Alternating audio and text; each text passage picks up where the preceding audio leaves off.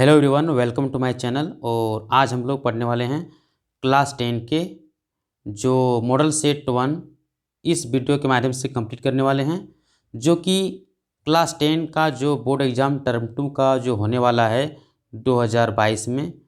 तो इस वीडियो के माध्यम से आज हम लोग मॉडल सेट 1 पूरा कंप्लीट करने वाले हैं, वो भी सोशल साइंस का। ठीक है, तो देखते हैं कि आगे क्या लिखा है। तो आगे अगर आप देखें यहाँ पर तो आपको मिलेगा कि कुल कुल जो प्रश्न है वो 19 हैं। टोटल प्रश्नों की संख्या 19 रहेगी। इनमें से अगर देखा जाए तो 1 से 7 तक अति लघुत्तरीय प्रश्न हैं, जो कि आपको एक वाक्य में देना है, अधिकतम एक वाक्य में देना है। और इसके आगे देखा जाए तो प्रश्न संख्या 8 से 14 तक देखा जाए, 8 से 14 तक, तो इसमें आपको 5 सवाल का भी जवाब देना है।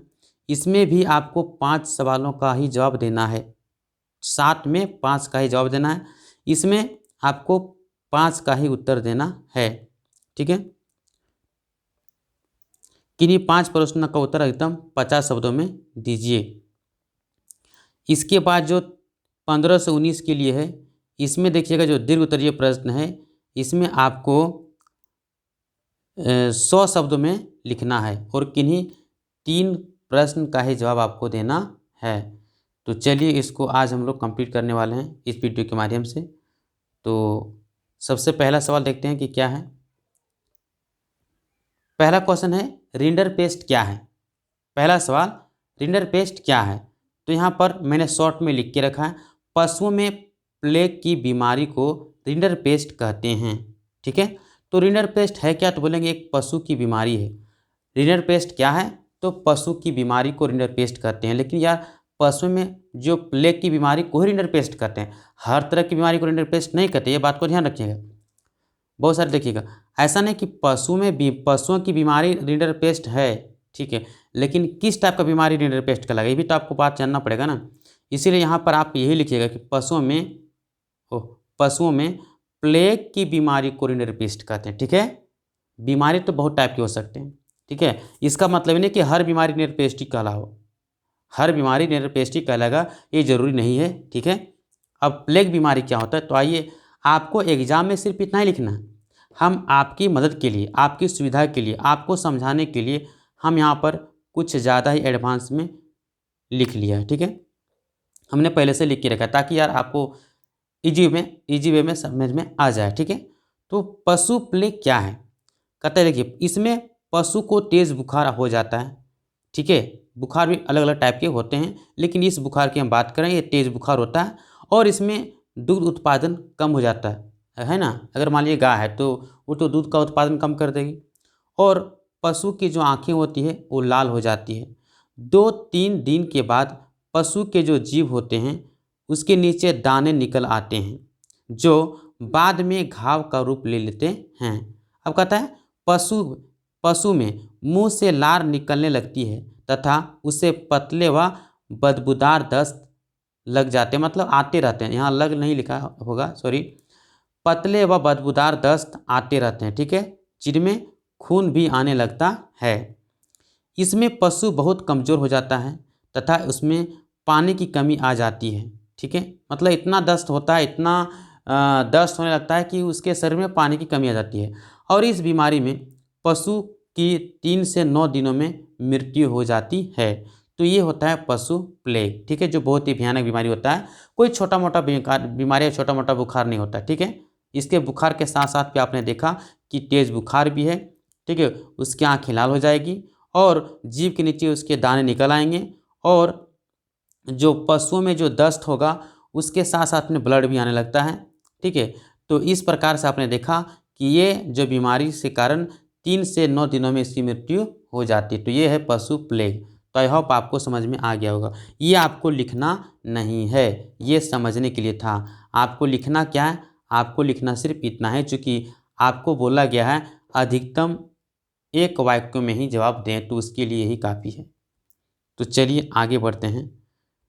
क्वेश्चन नंबर 2 देखते हैं। क्वेश्चन नंबर 2 क्या लिखा है, सर्वप्रथम औद्योगिक क्रांति किस देश में और कब हुई थी।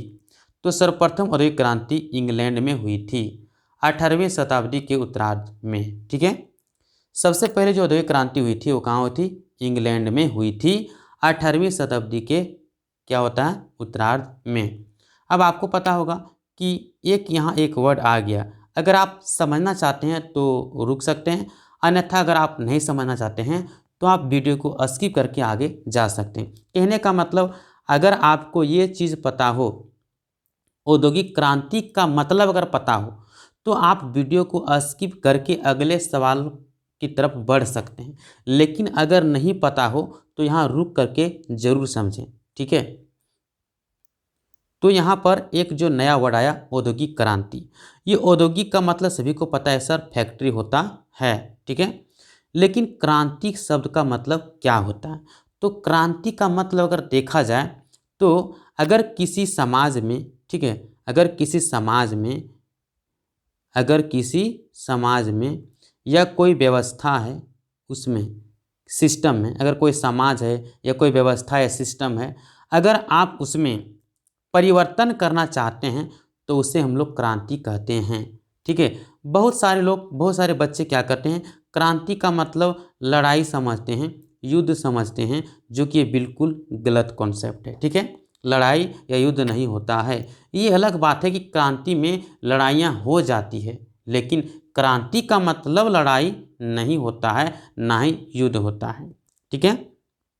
आप परिवर्तन कैसे सर? देखिए, अगर आप औद्योगिक क्रांति का मतलब युद्ध या लड़ाई समझते हैं तो ये बताइए, क्या औद्योगिक का मतलब फैक्ट्री, तो क्या फैक्ट्री और फैक्ट्री में लड़ाई हुई थी? ऐसा कोई बात नहीं है। फैक्ट्री का विकास हुआ था, इसमें बदलाव हुआ था कि पहले जो लोग घरों में रह के कपड़े की बुनाई करते थे, अब उसके जगह एक से एक मशीन आ गए और अधिक से अधिक फैक्ट्री खुलने लगे, जिससे कारण से उत्पादन बढ़ गया, अधिक से अधिक उत्पादन बढ़ गया, अधिक से अधिक उत्पादन बढ़ गया। पहले उत्पादन लोग हाथों से जो कपड़ा बुनाई करता था तो कम करता था, लेकिन फैक्ट्री के खुलने से, मशीन के आने से अब एक फैक्ट्री से लाखों या हजारों कपड़ा का बुनाई हो जाता है, लेकिन एक व्यक्ति तो एक दिन में ही कपड़ा बुनाई करता था। तो डिफरेंट है कि नहीं? तो यही है बदलाव, सिस्टम में बदलाव, ठीक है। तो क्रांति का मतलब परिवर्तन होना, ठीक है, कोई समाज या कोई व्यवस्था सिस्टम में, उसी को कहते हैं क्रांति। तो औद्योगिक क्रांति आई होप आपको समझ में आया गया होगा। अगर नहीं समझ में आया होगा तो कोई दिक्कत नहीं, आप इस वीडियो को दोबारा देख सकते हैं बैक करके। तो चलिए क्वेश्चन नंबर 3 की ओर आगे बढ़ते हैं। क्वेश्चन नंबर 3 लिखा है, 3 में लिखा है, लेकिन थोड़ा सा कलर चेंज कर लूँ तो अच्छा रहेगा आपके लिए। कहता है घरों में उपयोग की जाने वाली 2 ऊर्जा संसाधन के नाम लिखें। आप 2 ऐसे संसाधन तो आपको पता ही होगा, है ना, जो हमारी ज़रूरतों को पूरा करे उसे संसाधन कहते हैं। तो ऊर्जा संसाधन जिससे ऊर्जा मिलती है, ठीक है। तो यहाँ पे देखिएगा, आप घरों में कोयला का यूज़ तो करते ही करते हैं, लकड़ी जलावन के रूप में करते ही करते हैं। तो ये दोनों के दोनों क्या हैं? ऊर्जा संसाधन हैं। तो इसमें कोई समझाना नहीं था, इसमें सिर्फ बताना था। आइए हम लोग आगे की ओर बढ़ते हैं। क्वेश्चन नंबर 4, क्वेश्चन नंबर 4 में लिखा है भारतीय राष्ट्रीय कांग्रेस की स्थापना कब हुई थी और इसके संस्थापक कौन थे, मतलब फाउंडर कौन थे, ठीक है। तो देखिए, सबसे पहले अगर बात की जाए भारतीय राष्ट्रीय कांग्रेस की स्थापना की, तो 28 दिसंबर 1885 को हुआ था, जो कि मुंबई के गोकुलदास तेजपाल संस्कृत महाविद्यालय में हुई थी, ठीक है। इस महाविद्यालय में, और हुई कहाँ थी? तो मुंबई में हुई थी, ठीक है, मुंबई में किस महाविद्यालय में? तो गोकुलदास तेजपाल संस्कृत महाविद्यालय में हुई थी। इसके संस्थापक A.O. ह्यूम थे, ठीक है। तो आपको उतना ध्यान नहीं देना है। आपको पूछा गया कब हुई थी, तो 28 दिसंबर 1885 को हुई थी। इसके संस्थापक कौन थे? A.O. ह्यूम थे। बस ये 2 बातों को आपको नोट करना है और नोट्स बना करके लिख लेना अपने कॉपी में और याद कर लेना है। तो ये भैया आपको रटना ही पड़ेगा, इसका कोई उपाय नहीं है। आइए क्वेश्चन नंबर 5 की ओर आगे बढ़ते हैं। कहता है भारतीय लोकतंत्र की 2 चुनौतियां को लिखें। अक्सर आपको बहुत सारे वीडियो में ये मिलेगा कि लोग जो मॉडल सेट होता है उसका आंसर तो बिल्कुल 10 से 20 मिनट के अंदर में आपको दे देगा, लेकिन वो समझाएगा नहीं वर्ड को, ठीक है। तो हमारे चैनल में अगर आप नए आए हैं तो आपको पूरे यूट्यूब में ढूंढ लीजिएगा, आपको कुछ ना कुछ नया ही मिलेगा। सभी चैनल से हटके हमारा चैनल है, ठीक है। इस चैनल में अगर कोई भी चीज़ बताया जाएगा तो भैया उसके लिए कॉन्सेप्ट के लिए फेमस है ये चैनल, आपको कॉन्सेप्ट बिल्कुल मिलेगा, है ना। मतलब बहुत सारे लोग जो सोशल साइंस को पढ़ते हैं ना, सोशल साइंस को जो पढ़ते हैं वो नीरस विषय के रूप में पढ़ते हैं, एकदम उसमें मन ही नहीं लगता है उसको, मतलब ठीक है। ऐसा कुछ नहीं है, सोशल साइंस को आप चाहिएगा तो साइंस की तरह पढ़ा जा सकता है, साइंस की तरह। जैसे साइंस का कॉन्सेप्ट होता है, लॉजिक होता है, मैथ का लॉजिक कॉन्सेप्ट होता है, आपको उस वे में उस मेथड से पढ़ाया जाएगा ताकि आप बिल्कुल, आपको लगेगा ही नहीं कि हम सोशल साइंस पढ़ रहे हैं, आपको तो लगेगा कि हम साइंस पढ़ रहे हैं, ऐसा लगेगा आपको, ऐसा फील होगा, ठीक है। तो देखिए, कहता है भारतीय लोकतंत्र की 2 चुनौतियां को लिखें। अब यहाँ पर सबसे पहला लोग आंसर बता के भाग जाएंगे कि चलिए भैया जनसंख्या में वृद्धि, अशिक्षा। अरे भैया पहले सवाल तो समझ में आ जाए, जवाब तो गूगल पे भी मिल जाता है, ये कोई बड़ी बात नहीं है। भारतीय लोकतंत्र मतलब भारत की जो लोकतंत्र है, लोकतंत्र का मतलब होता है जनता का शासन। किसका शासन? जनता का शासन। और चुनौतियां का मतलब क्या होता है? तो चुनौतियां का मतलब आपको समझाने के लिए हम लिख के रखे हैं, थोड़ा सा आपको हम दिखाना चाहते हैं। कहता है हम आमतौर पर उन्हीं मुश्किलों को चुनौती कहते हैं जो महत्वपूर्ण तो है लेकिन जिन पर जीत भी हासिल की जा सकती है, उसी को हम चुनौती कहते हैं।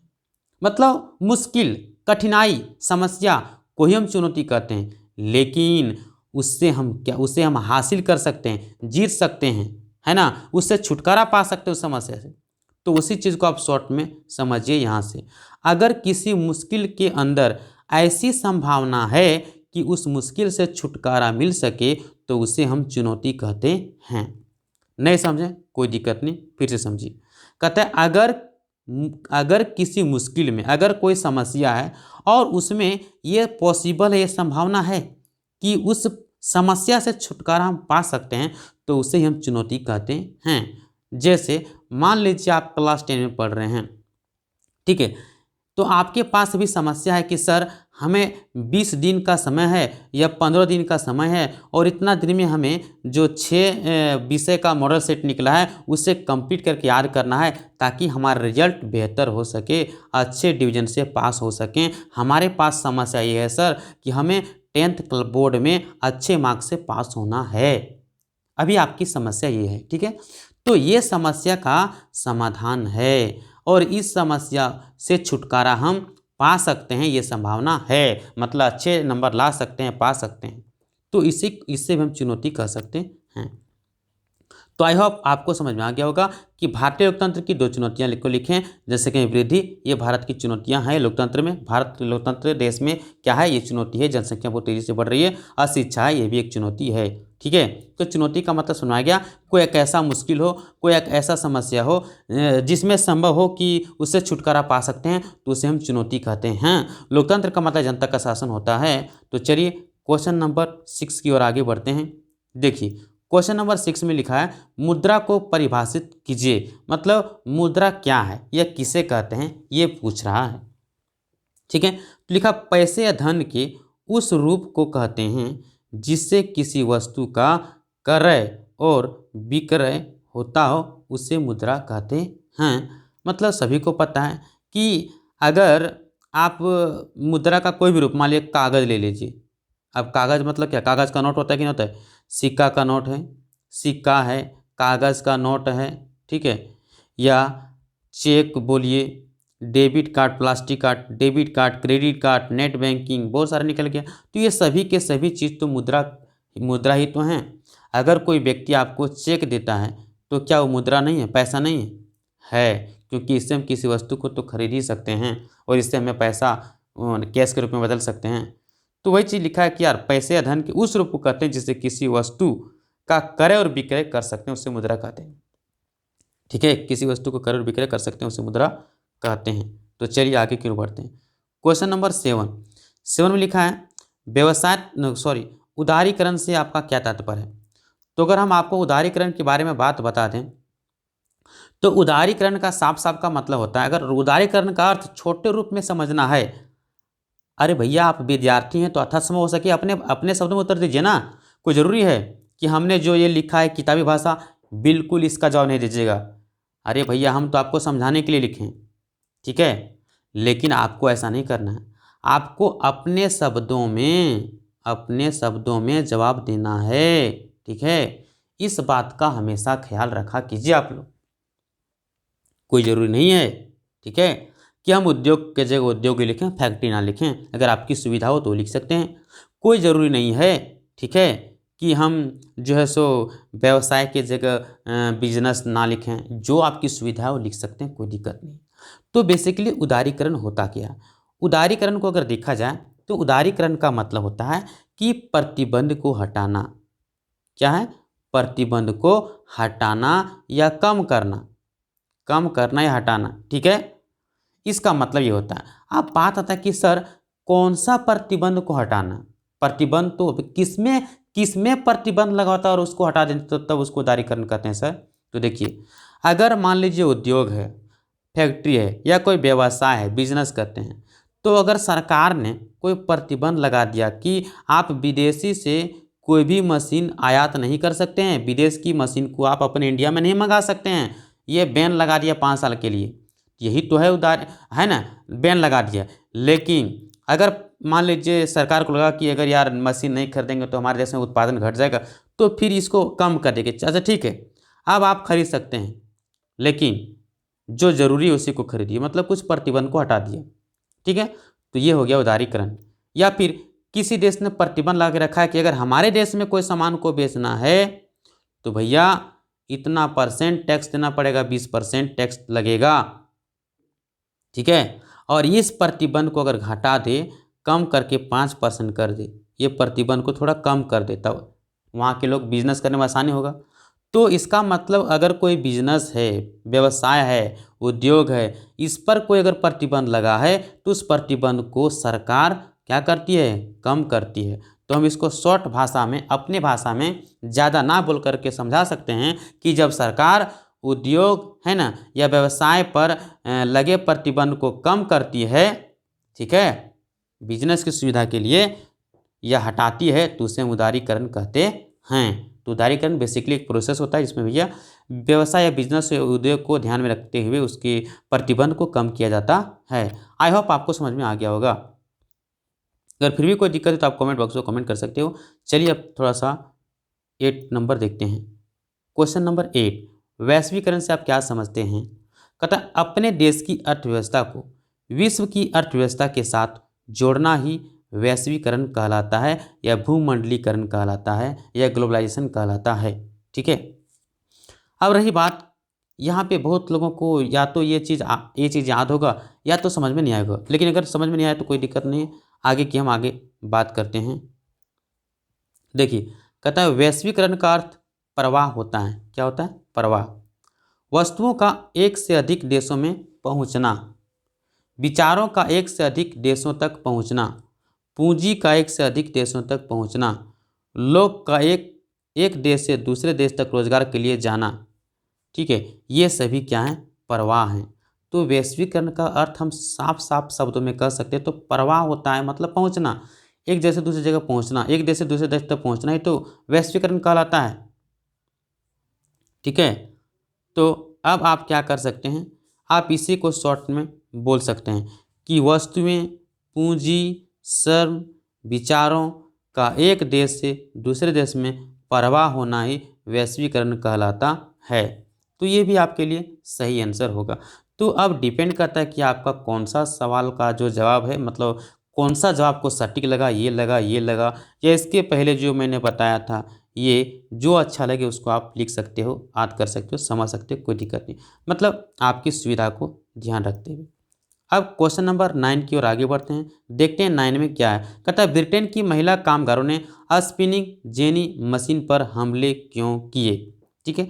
अब ये तो भैया आपको एंज गोंज लगता होगा, क्या सर इतना अटपटांग लिख के रखे हैं। चलिए आपको हम आपके दिमाग को थोड़ा सा सुख पहुंचाते हैं। तो देखिए यहाँ पर पहला मैंने पॉइंट वाइज लिखा है कि सबसे पहले तो क्वेश्चन क्या पूछा गया भैया, क्वेश्चन ये पूछा गया कि ब्रिटेन की महिला कामगारों ने, जो ब्रिटेन की महिला थी जो काम करती थी, वह महिला इस मशीन का विरोध क्यों कर रही थी। तो भैया हमें क्यों का जवाब चाहिए, किसका जवाब चाहिए सर? क्यों का, हमें तो क्यों का जवाब चाहिए ना सर। देखिए, हमला क्यों किया? हमला करने का एक ही कारण था, बेरोज़गार होना। ठीक है?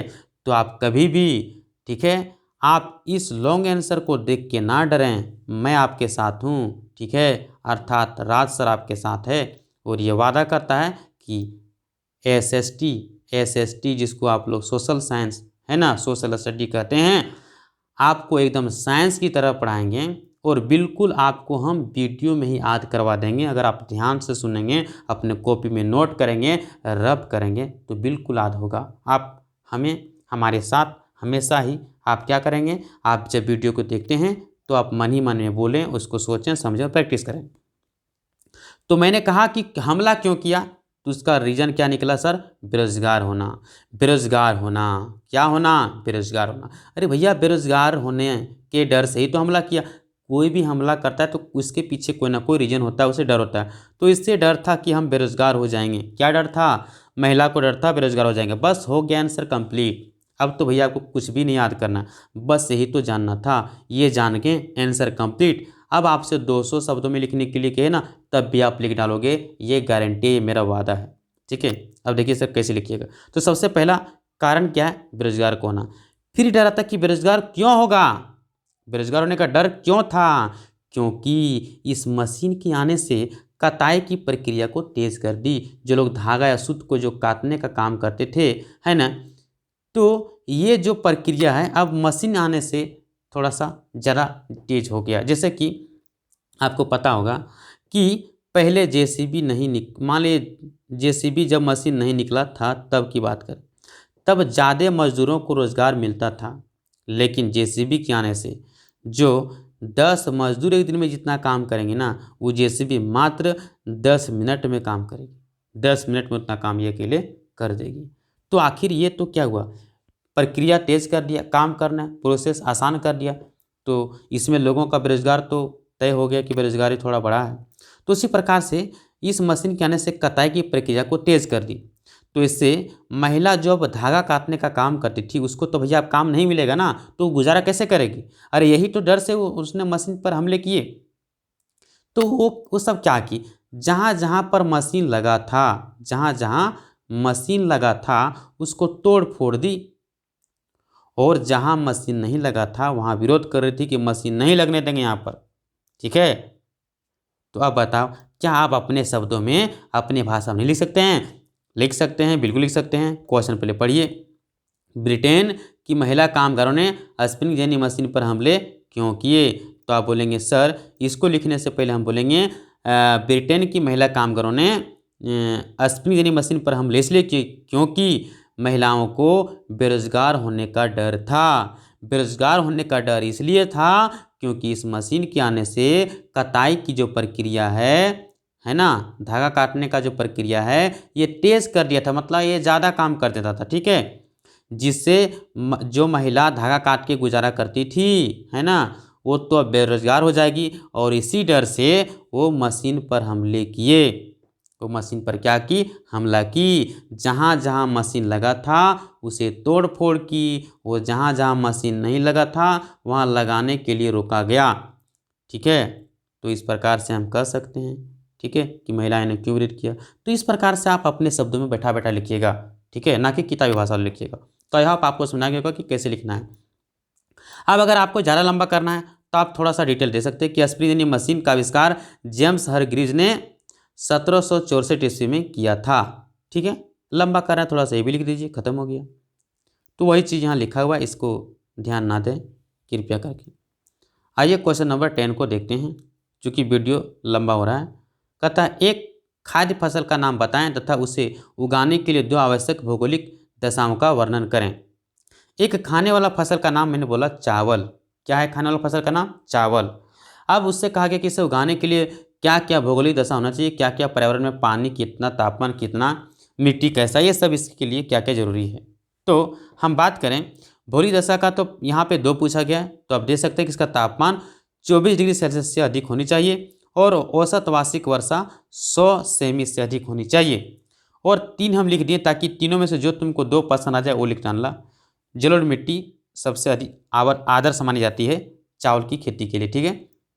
तो आपको इन तीनों में से जो पसंद आए वो 2 लिख लीजिएगा जो आपके दिमाग में सही लगे। आइए क्वेश्चन नंबर 11, राजनीतिक दल का अर्थ क्या होता है। देखिए अब आपको पता है, अगर हम सिर्फ राजनीति बात करें, राजनीति की बात करें, राजनीति, अगर राजनीति की बात करें तो राजनीति का मतलब होता है जनता की सेवा करना, एक प्रकार की जन सेवा होता है, जनता की सेवा होता है राजनीति। लेकिन यहाँ राजनीतिक दल की बात कर रहा है, मतलब एक पार्टी, दल का मतलब होता है इंग्लिश में पार्टी बोलते हैं, ठीक है। तो ये भी एक संगठन, एक प्रकार का संगठन होता है जो कि जनता की सेवा करता है। तो कहना जब किसी संगठन का उद्देश्य, अगर कोई संगठन है और उसका उद्देश्य, उसका लक्ष्य राजनीतिक सत्ता को प्राप्त करने का होता है तो उसे राजनीतिक दल कहते हैं। नहीं समझे कोई बात नहीं, फिर से कोशिश करते हैं। कहता है संगठन पहले बताने दीजिए, उसके बाद ही हम कुछ कह सकते हैं। संगठन क्या है? संगठन का तात्पर्य ऐसे समूह से है जो निश्चित उद्देश्यों को पाने के लिए मिलकर कार्य करते हैं। मतलब संगठन का मतलब एक ग्रुप, एक समूह होता है, ठीक है, जिसमें एक ही उद्देश्य, सबका एक ही लक्ष्य है, सबका एक ही लक्ष्य है कि भैया हमें यही काम करना है तो करना है, अलग अलग उद्देश्य नहीं होना चाहिए, ठीक है। और उसके लोग मिल करके कार्य करते हैं तो उसे संगठन कहते हैं, जिससे मजबूत संगठन। अब आइए, तो जब किसी संगठन का उद्देश्य राजनीतिक सत्ता को पाने का उद्देश्य होता है कि हमें राजनीतिक शक्ति पाना है, ठीक है, तो उसे हम राजनीतिक दल कहते हैं। आइए क्वेश्चन नंबर 12 की ओर आगे बढ़ते हैं। लोकतंत्र, 12 में क्या लिखा है? लोकतंत्र एक उत्तरदायी शासन व्यवस्था है। कैसे? तो लोकतंत्र एक उत्तरदायी शासन व्यवस्था है क्योंकि इसमें जनता ही शासकों का चयन करती है। जनता जो होती है वो शासकों का चयन करती है, ठीक है। जनता ही शासक का चुनाव करती है, चयन करती है और उस पर कंट्रोल भी रखती है, नियंत्रण भी रखती है। इसमें निर्णय लेने में भले ही देर हो लेकिन गलत निर्णय की कम संभावना होती है, जिससे शासन व्यवस्था और भी उत्तरदायी बन जाती है। मतलब लोकतंत्र में सरकार को ये आपको जवाब देना पड़ता है, अगर वो कोई निर्णय लेती है तो सही फैसला का, गलत फैसला का, है ना, उसे सोच समझ लेना पड़ता है। क्योंकि अगर गलत निर्णय लेती है तो जनता को जवाब देना पड़ेगा आपको, ठीक है। मतलब जवाबदेह होती है वो, मतलब यहाँ पर जनता के लिए कार्य करेगी, जनता के हित में। लोकतंत्र मतलब जनता के हित में कार्य करेगी, जनता के हित में, ठीक है। तो उत्तरदायी शासन व्यवस्था है ना, मतलब रिस्पॉन्सिबल तो होना ही पड़ेगा उसको, लोकतंत्र में रिस्पॉन्सिबल होना ही पड़ेगा शासक को, ठीक है, तभी शासन कर पाएगा। इसके बाद देखते हैं 13, कहता है यहाँ पर कलर बदल लेते हैं। अतिरिक्त मुद्रा वाले लोग और ज़रूरतमंद लोगों के बीच बैंक किस तरह मध्यस्थता का काम करती है। तो इसे हम चाहें तो आपको शॉर्ट में समझा देते हैं, उसके बाद ही अच्छा रहेगा। तो चलिए, एक यहाँ पर रफ पेज मैंने ले लिया है। चलिए मान लीजिए ये आपका हो गया बैंक, ये क्या है? बैंक है, ठीक है। ये है आपका बैंक। और जो बैंक होते हैं ये 2 तरह के लोग चाहते हैं। एक तो वो व्यक्ति जिसके पास पैसा होता है और एक जिसके पास पैसा नहीं होता है। मान लीजिए इसके पास पैसा है, इसके पास पैसा नहीं है, ठीक है, इसे पैसे की ज़रूरत है। ये दोनों व्यक्ति बैंक 2 तरह के लोग ही जाते हैं। अब होता क्या है कि जिसके पास पैसा है, मान लीजिए इस व्यक्ति के पास पैसा है, अतिरिक्त पैसा है, ज़्यादा पैसा, ठीक है, खर्च करने के बाद पैसा बच गया, तो ये बेचारा बैंक जाएगा, खाता खुलवाएगा और कहेगा बैंक ये मेरा पैसा है, इसे सेफ से, सुरक्षित से इस पैसे को रख दीजिए।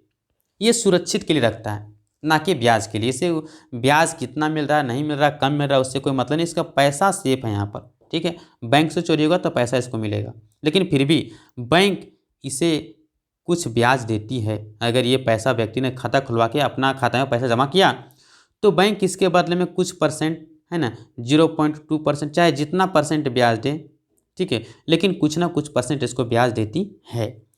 अब रही बात, इसके पास, बेचारे के पास पैसा नहीं है, ये बैंक गया, ठीक है। और इसने कहा बैंक बैंक हमें ना लोन चाहिए। बोला लोन, बोला हाँ सर, हाँ सर जी मुझे ना लोन चाहिए, मुझे कर्ज चाहिए, हमारे पास पैसे नहीं हैं और मुझे घर बनानी है, तो मैं क्या करूँ। तो उसने कहा कोई चिंता करने की बात नहीं है, ठीक है, लाओ कागजात, मैं देता हूँ आपको पैसे।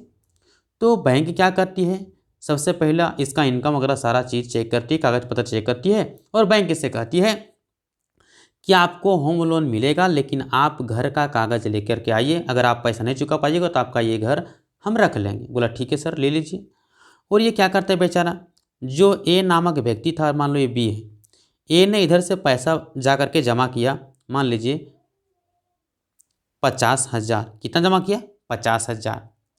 और जो बी है, ठीक है, जिसे पैसे की ज़रूरत थी, ये बी, इन्होंने क्या किया, जाके कर्ज लिया। कर्ज कितना लिया, तो साहब इसने कर्ज ले लिया मान लीजिए 50,000, ठीक है। इसने 50,000 जमा किया, इसने 50,000 इसे ले लिया। अब हुआ कुछ यूँ ही, जो बी था, जो ये था, इसने पैसा जमा किया था, इसने कर्ज लिया, ठीक है। जब कर्ज लिया, ये 50,000 लिया, तो बैंक ने इसे कहा कि भैया आपको साल में 10% देने होंगे। साल में कितना देना होगा, 10%। अब 10% का मतलब समझते हैं, 50,000 का अगर 10% निकालिएगा तो होगा भैया आपका 5,000। कितना होगा, 5,000 होगा।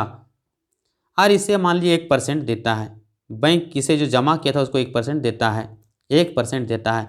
अब 1% मान लीजिए कितना होगा, तो मान लीजिए जो भी कुछ हो, ठीक है।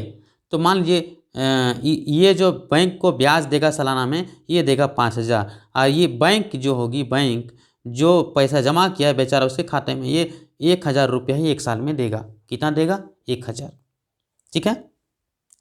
अब जरा समझिए, ये 5,000 ब्याज दे रहा है साल में, और बैंक जो पैसा दिया था, जिसके पैसा से कमाया, उसको 1,000 दिया, तो इसके पास बचा कितना, 4,000। मतलब बैंक के पास अभी भी 4,000 फायदा हो गया।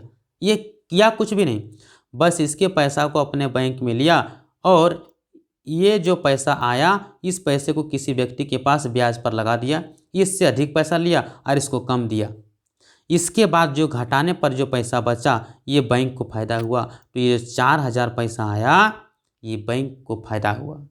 और बैंक इसी से अपने जो स्टाफ होता है, अपना बैंक का कार्य संभालता है, लोगों का कल्याण करता है और अपना भी कल्याण करता है। तो इस प्रकार से हम कह सकते हैं कि बैंक किस तरह से व्यवस्था प्रदान करता है। अब आपको इसी तरह से लिखना है बैठा बैठा के। और नहीं समझ में आया, किताबी भाषा में लिखना है, लो लिख दिए, ठीक है। भैया भारत में बैंक जमा राशि का केवल 15% हिस्सा रखते हैं, इसे छोड़ दो। यहाँ देखो, अब कहता है बैंक जो होते हैं, बैंक वो दो तरह के लोग जाते हैं। देखिए, जिसके पास अतिरिक्त पैसा होता है और दूसरा जिसके पास पैसे की ज़रूरत होती है, बैंक इन दोनों के बीच मध्यस्थता का प्रदान करता है। कैसे करता है, तो जिनके पास अधिक पैसा होता है वह बैंक में जमा करता है, ठीक है। तो बैंक उसे ब्याज देती है, लेकिन जो ऋण लेगा उससे थोड़ा सा कम ब्याज उसको देगा, ऋण लेने वाले की तुलना में कम देगा, ठीक है। जिसे धन की जरूरत होती है, बैंक उसे ऋण देता है लेकिन उससे ब्याज अधिक लेता है। अब अधिक ब्याज लेता है, इस प्रकार दोनों ब्याज को घटाने पर जो बचता है, बैंक उससे अपना कार्य करता है, बैंक उससे अपना काम चलाता है। इससे सभी लोगों का कल्याण भी होता है और साथ ही बैंकों का। तो मैंने वही बात को लिखा है, बशर्ते अंतर ये कि भैया आपको मैंने पहले से समझा दिया है। अब आइए क्वेश्चन नंबर 14, विश्व व्यापार संगठन के 2 देश को लिखें। तो 2 देश मैंने 1 2 3 4 लिखा है, चारों में से जो पसंद आ जाए वो लिख लो, कोई दिक्कत नहीं है। जैसे पर्यावरण का संरक्षण करना, बचाव करना, उसकी सुरक्षा करना, ये पहला उद्देश्य हो गया। सेवाओं के उत्पादन और व्यापार का प्रसार करना, मतलब जो सेवा है उसका उत्पादन करना और उसको व्यापार के प्रसार करना। वस्तुओं का उत्पादन करना और व्यापार को बढ़ाना। जीवन स्तर में वृद्धि करना। चारों में से जो अच्छा लगे वो लिख डालो, कोई दिक्कत नहीं है। अब आइए लॉन्ग आंसर, ठीक है। क्वेश्चन नंबर 1 मिनट 15 में G77 देश से आप क्या समझते हैं। तो आइए G77 देश के बारे में हम लोग देखते हैं। ये रहा 50। कहता G77 समूह विश्व के विकासशील देशों का एक समूह है। मतलब जो देश डेवलप नहीं है, विकसित नहीं है, उन देशों का एक समूह है G77। ठीक है, कहता है विकासशील देशों के हित में, मतलब जो देश विकास नहीं हुआ उसके हितों में आगे रखने वाला संयुक्त राष्ट्र का यह सबसे बड़ा समूह है। मतलब उसके हित में कार्य करने वाला, उससे आगे बढ़ाने के लिए, उसके विकास करने के लिए तो यह देश, यह G77 बना है। इसके कार्यालय ऑफिस तो कई शहरों में, जैसे जिनेवा में, रोम में, वीना में, वाशिंगटन डीसी में प्रमुख हैं। अब रहेगी बात, अब इसके कार्य क्या है। देखिए G77 समूह, इसकी स्थापना जो है उस 77 देशों ने मिलकर की थी पहले। बाद में क्या हुआ, बहुत से अन्य देश भी इसके सदस्य बनते गए और वर्तमान में अभी इसकी कुल संख्या 130 हो गई। लेकिन इसकी ऐतिहासिक प्रासंगिकता को देखते हुए इसका मूल नाम अभी तक भी पुराना G77 बनाए रखा गया है। ठीक है, तो इस प्रकार से भारत भी इसका सदस्य है। तो इस प्रकार से आप कह सकते हैं कि G77 क्या है, तो एक विकासशील देशों का समूह होता है या है। ठीक है, जो कि विकासशील देशों के हित में कार्य करता है, इसे विकसित करने का कार्य करता है। ठीक है, इसके हित में कार्य करता है। यह संयुक्त राष्ट्र संघ का सबसे बड़ा समूह होता है। यह शुरू में 77 देशों ने मिलकर के ये बनाया था, बाद में बहुत सारे देश आकर के मिल गए और वर्तमान में इसकी कुल संख्या 130 हो गई। और ऐतिहासिक की दृष्टि से अगर देखा जाए तो इसका नाम अभी भी G77 है, 130 देश होने के बावजूद भी। अब देखिए क्वेश्चन नंबर हम 16 की अगर बात करें, क्वेश्चन नंबर 16, लोकतांत्रिक शासन व्यवस्थाओं के समक्ष विस्तार की चुनौती क्या है। विस्तार की चुनौती के बारे में पूछा है। देखिए, तो हम विस्तार की चुनौती से बताने से पहले हम बताएंगे, सबसे पहले हम क्वेश्चन ये समझा देते हैं। पहले क्वेश्चन किधर गया हुआ है, लोकतांत्रिक शासन व्यवस्थाओं के समक्ष विस्तार की चुनौती क्या है। विस्तार की चुनौती क्या है, मतलब यहाँ पूछा जा रहा है अगर कोई देश लोकतंत्र है और उसके शासन व्यवस्था है ना, उसके शासन व्यवस्था को विस्तार करने की चुनौती है, बड़ा करने की चुनौती है ना, क्यों। तो सबसे पहले चुनौती तो शायद हम आपको बता ही दिए थे। ठीक है, चुनौती क्या होता है हम पहले पढ़ा चुके हैं। अब देखिए विस्तार की चुनौती क्या है, कहता है जिस देश में लोकतंत्र है उन्हें उसके विस्तार करने की चुनौती होती है।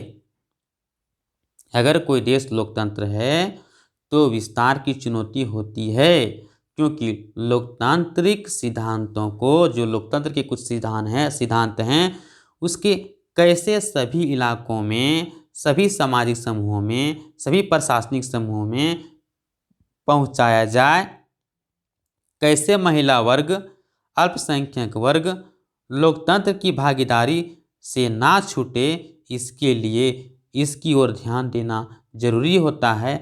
यही है विस्तार की चुनौती।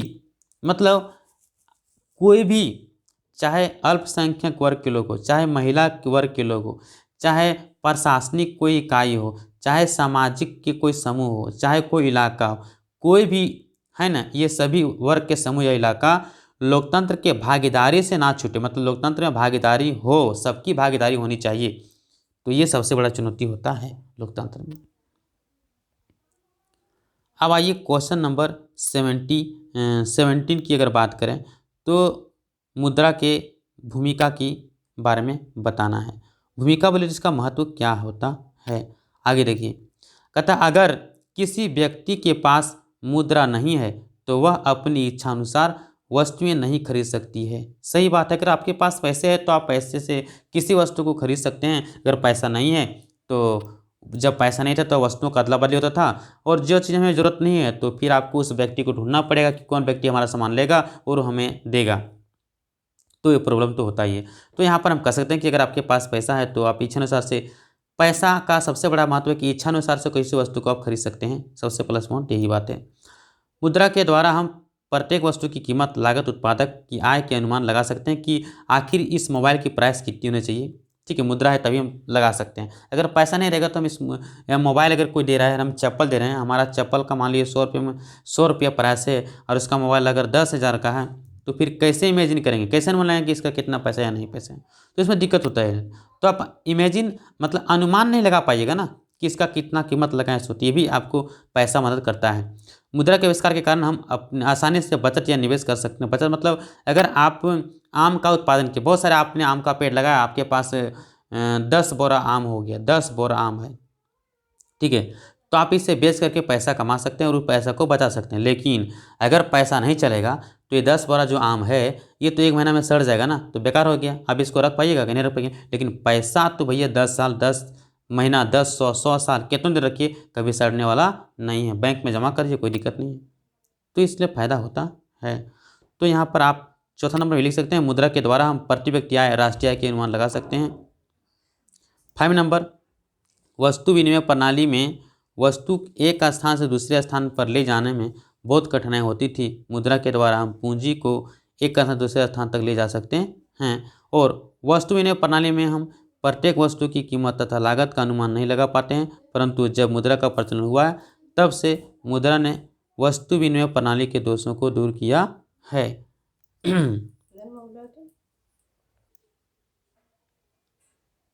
अब आइए क्वेश्चन नंबर 18 जो कि लास्ट वाला है। कहता है भारत में सौर ऊर्जा का भविष्य उज्ज्वल है, कैसे?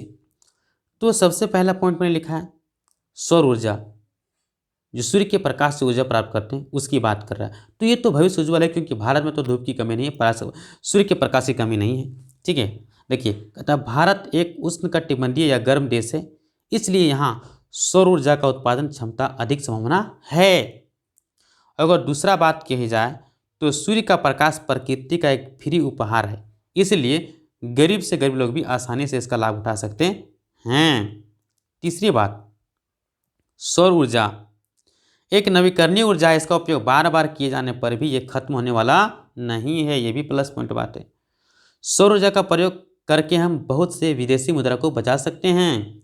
ठीक है, जैसे मान लीजिए सौर प्लेट से अगर कोई गाड़ी निकल गया, चल रहा है, तो पेट्रोल वगैरह बचत होगा कि नहीं होगा? एकदम होगा। तो इस प्रकार से हम कह सकते हैं कि विदेशी मुद्रा को बचा सकते हैं। ठीक है। 5, सौर ऊर्जा का प्रयोग हम अनेक प्रकार से कर सकते हैं, जैसे कि मान लीजिए आप बल्ब जलाने में, ठीक है, पंखा चलाने में, टीवी चलाने में, ठीक है, पंखा है, टीवी है, बल्ब है, बहुत सारी चीज़ें इसका उपयोग आप घर में कर सकते हैं। तो अब आपका जो एक क्वेश्चन जो बचा अर्थात क्वेश्चन नंबर 19, वो आपको मैप के द्वारा एक अलग से वीडियो से बताएंगे। क्योंकि अगर हम इसमें बताते हैं तो फिर आपको दिक्कत होगा, क्योंकि आपको ये वीडियो लंबा हो जाएगा और आपको समझ में उतना अच्छा से नहीं आएगा। इसीलिए इसके लिए हम एक अलग से वीडियो लेकर के आएंगे, जिसमें से आपको मैप में जो 28 राज्य हैं उसको हम याद कराएंगे, उसके बाद आपको बताएंगे कि कैसे भरना है। और हाँ, इस बात को हमेशा ध्यान रखना कि आप 28 राज्य मैप में आपको याद करना ही पड़ेगा, तभी आपको ये ईजी वे में नंबर आपको मिल पाएगा। ठीक है, क्योंकि मैप आपको ऐसा है ना कि भैया आप बिना लिखे पढ़े समझे कुछ नहीं करना, आप भर दीजिए, आराम से 6 नंबर 5 नंबर मिल जाएगा आपको, बिल्कुल आसान में। आपको टाइम टेकन होगा, टाइम बचत होगा। तो अगर यह वीडियो आपको अच्छा लगा हो तो आप हमारे चैनल को सपोर्ट करें, शेयर करें, सब्सक्राइब करें, अधिक से अधिक शेयर करें, ताकि अधिक से अधिक लोग इसमें जुड़ सके। और हाँ, आपका जो model set paper 1, paper 2, set 1, set 1, 2, 3, 4, 5 ये हर वीडियो अपलोड होगा सीरियल वाइज। तो आप हमारे चैनल को अधिक से अधिक शेयर करें, सब्सक्राइब करें, लाइक करें और कमेंट जरूर करें अगर अच्छा लगे तो।